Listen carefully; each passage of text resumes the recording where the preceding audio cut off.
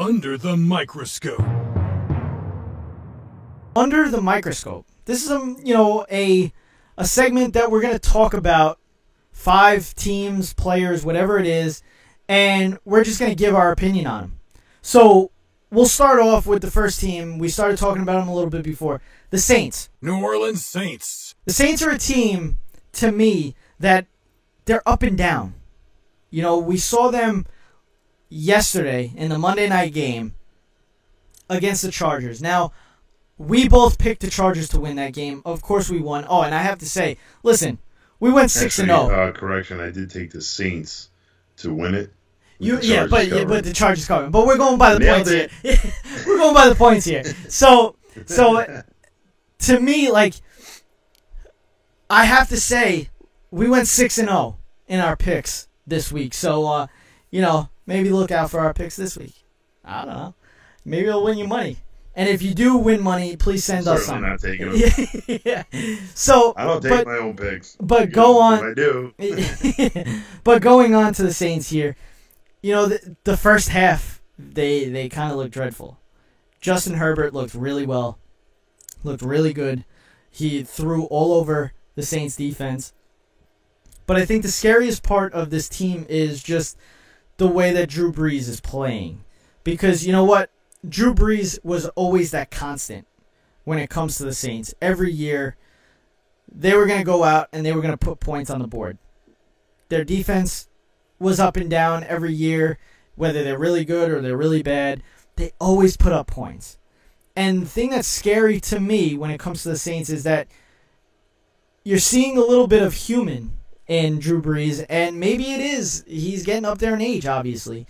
I don't want to say washed like everybody on Twitter was saying last night, but, he's showing some human in him. And to me, is this team, or like a question for you, I guess, is this team going to be there at the end? Like, can they go for a Super Bowl? Because, in my opinion, I don't think they can. Because, you know what? Their defense was, in the beginning of the season, their defense was like, wow, their defense is good. But now it's just kind of like tapering off. And I know injuries are playing a role, but still, they're an okay defense, to me at least.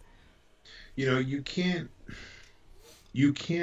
go on the show and say that you think Seattle and their intimidating defense is one of the best teams in the NFC, and then you're going to completely write off the Saints. I'm not writing them off by any means. You're going to see the Saints in there at the very end with a potential chance of being in the Super Bowl.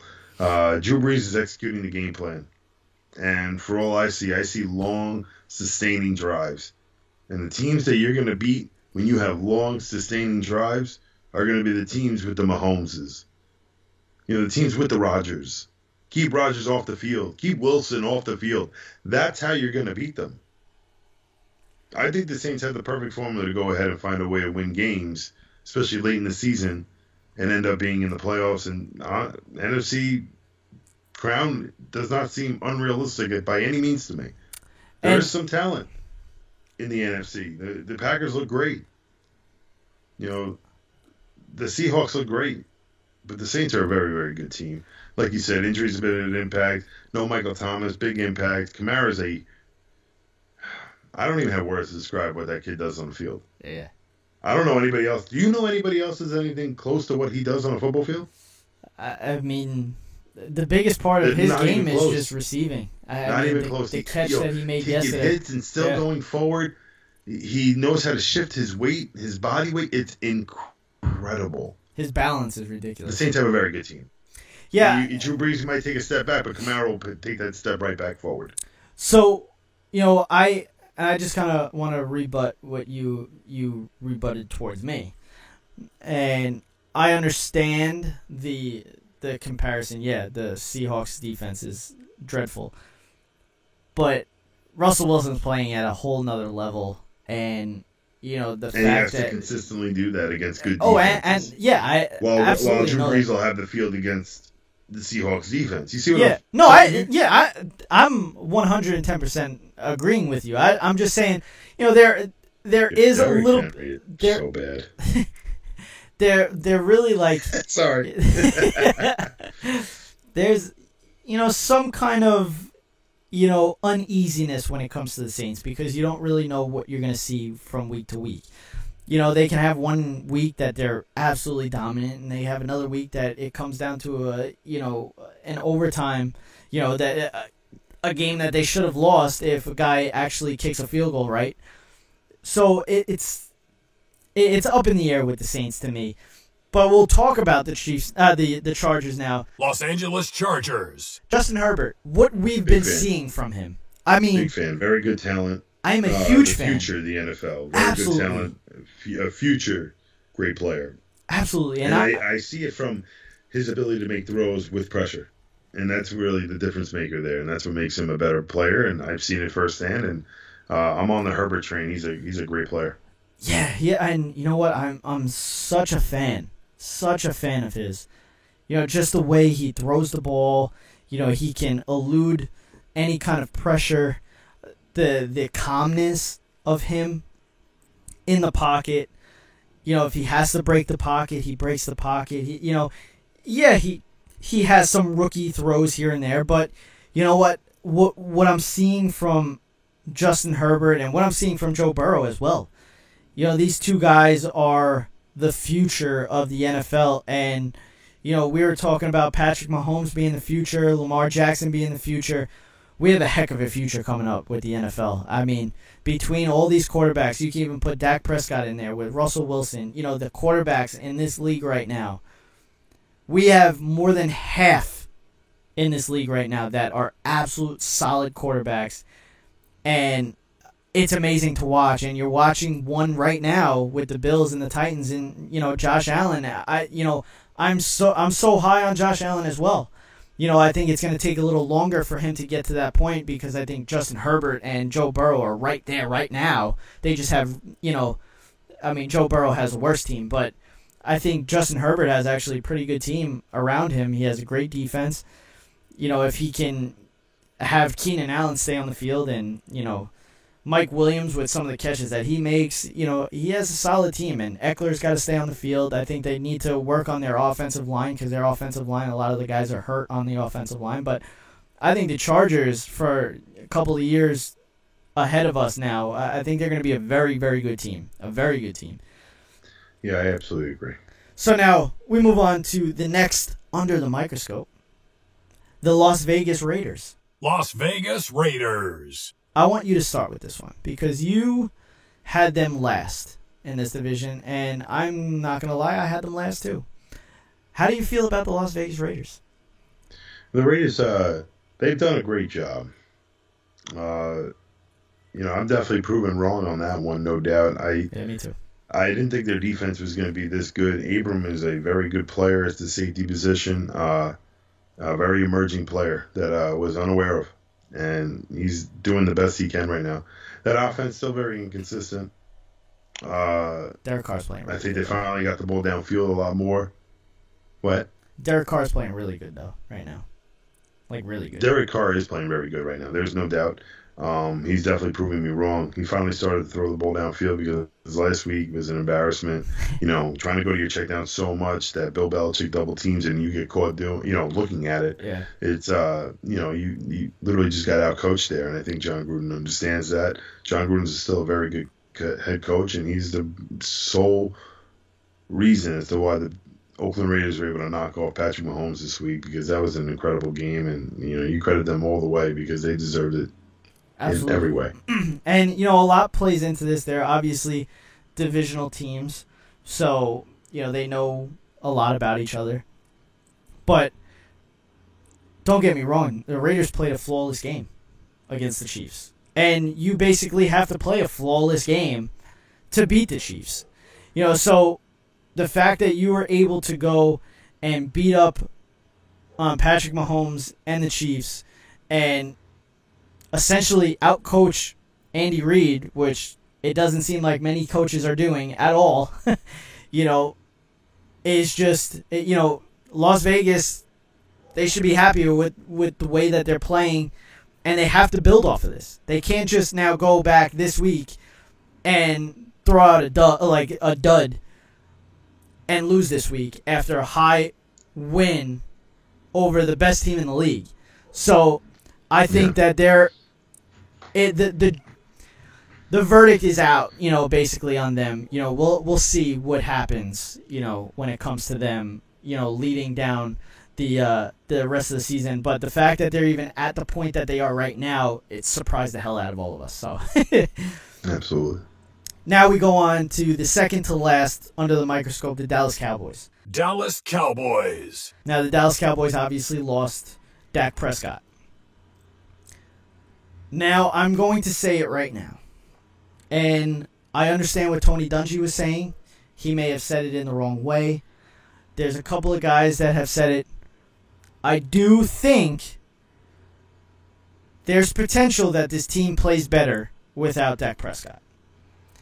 And as crazy as that may sound because of the record-setting pace that Dak Prescott was on, I said the most important stat for the last 2 weeks, the most important stat is time of possession. Now with Dak Prescott being hurt and out for the rest of the season and having Andy Dalton in under center, they are going to run the ball. And they are going to run the ball a lot. He's done a great job at time of possession with the Bengals over the years, and he's won a lot of games with Cincinnati. Those guys can, he can win games. Absolutely. And There's not really much more you need from your starting quarterback except just to win football games. And exactly. That's exactly what Andy Dalton can do. He's a streaming option in fantasy football, too, for two quarterback leagues. 100%.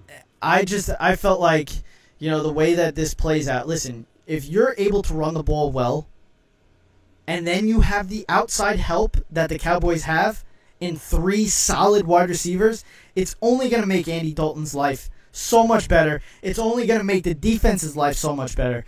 The more you're on the field, the less time your defense is on the field. Period.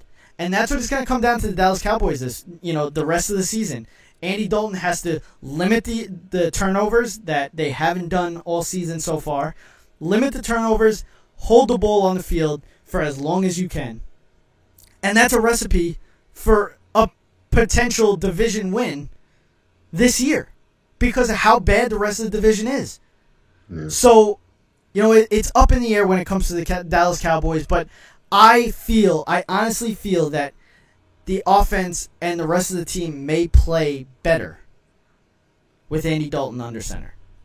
Not saying next year I want I agree. Andy Dalton, but obviously I want Dak Prescott back, but I'm just saying right now, Andy Dalton, I felt good this year signing Andy Dalton, knowing that we actually have a solid backup quarterback and potentially the best backup quarterback in the league, really, if you think about it. And I'm less I'm pissed off. I'm upset, not having Dak Prescott, just the way that he's been playing. Whenever Dak Prescott's out there, your team has a good chance. But I'm not that worried about Andy Dalton. Yeah, no, Dallas will be good.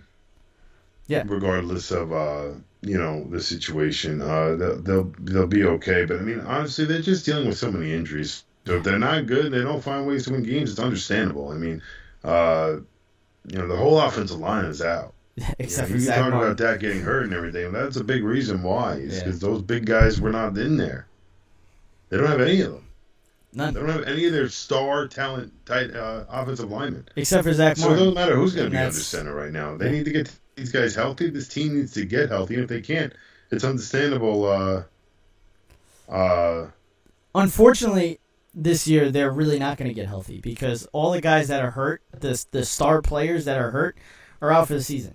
You have Tyron Smith out for the season. Going forward, if the Collins Dallas Cowboys don't win games, I wouldn't be surprised, but they'll find ways to win some. Yeah, absolutely. They have a very talented roster, despite the fact that. And with the still having to play the rest of the division, what is it? 5 more times? You like your chances, or whatever it is. 6 more times, 7 more times.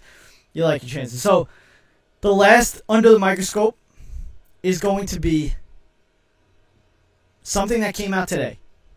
The Jets making Le'Veon Bell available on the trade block. New York Jets. You have the seat. Obviously Le'Veon Bell is a great talent, but the New York Jets are in absolute shambles. They're more than one player away. They really need to revamp this entire team, this entire system, the coaching staff. Everything needs to go. I really do like what our GM's done, but the GM's going to have to find a new head coach, someone else he likes more than Adam Gase, because this is just an abysmal situation, and even the fans are seeing it. The rest of the league is seeing it. While this team is under Adam Gase's control, they are no doubt the embarrassment of the NFL, and I don't blame Le'Veon Bell for walking out in 2 seconds. Yeah. And listen, if they can get something for him, a couple of draft picks or just, a couple of pieces to add to what they have, I don't know. Le'Veon Bell, injuries played a role, with him, and it's not a good team. Whether you have Le'Veon Bell or not, it's just they're a struggle in and out, and I think the start has to be up top, with the coach being released. But, we'll see. Who knows? This just came out today, so it's interesting. There's a lot of, back and forth between Gase and Le'Veon Bell with, liking a tweet or whatever. For more Running Up the Score, go follow the show on Twitter and Instagram at RUTS Sports.